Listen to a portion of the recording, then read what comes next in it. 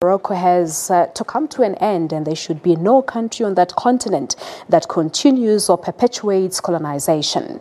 International Affairs and Cooperation Minister Lindiwe Sisulu was speaking at SADC's Solidarity Conference in Pretoria. She said the time had come for the Saharawi people to exercise their rights and attain self-determination. Despite multiple peace initiatives during the early 90s and 2000s, the Western Sahara conflict remains unresolved. It's now dominated by Polisario Front campaigns to gain self-determination. Now SADC countries have come together in solidarity with the Saharawi people, urging support for their plight. Minister Sisulu said the time has come for them to be given what is rightfully theirs. We're here for a just cause, and we note with sadness that the people of Saharawi are still fighting for their rights.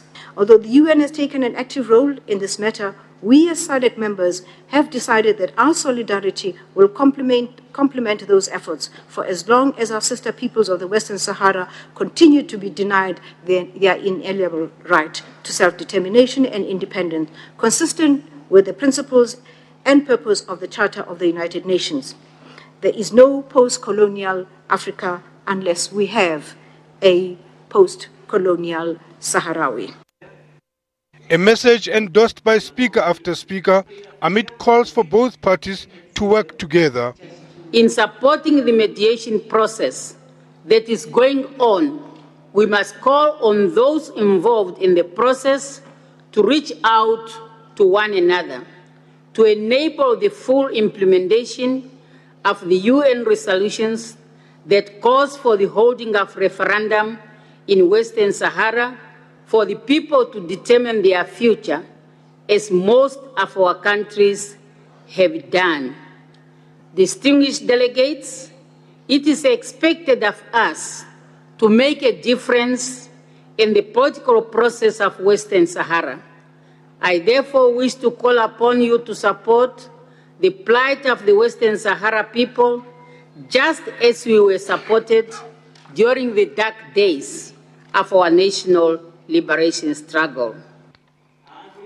Western Sahara Minister of Foreign Affairs said Sahrawis would not rest until they achieve self-determination.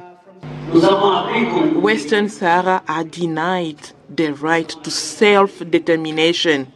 Referendum is, of course, a political solution, democratic solution. Why then refute this right to Western Sahara people while in other places in Africa we are fighting for democratic practices, transparency and human rights adherence, and at the same time denying the mandate to the Council, Security Council to grant us our independence.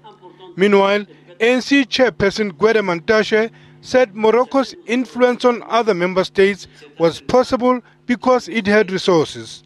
We voted on them admitted in the continent. Only 10 countries, mainly liberation movement in SADC, voted against them because they are very good at using resources to win support. Actually, it's going to be more complex if you see the invasion of the continent by Israel as well. It's making the continent a playing ground for occupying forces, and we have a responsibility to continue talking to raise the awareness. Morocco must move out of Western Sahara and give the people of Western Sahara space and right to self-determination and freedom. Most of the delegates believe the Solidarity Conference will give much-needed support to the people of Western Sahara in their quest to achieve self-determination. Lehana Tsotitsi, SABC News, Pretoria.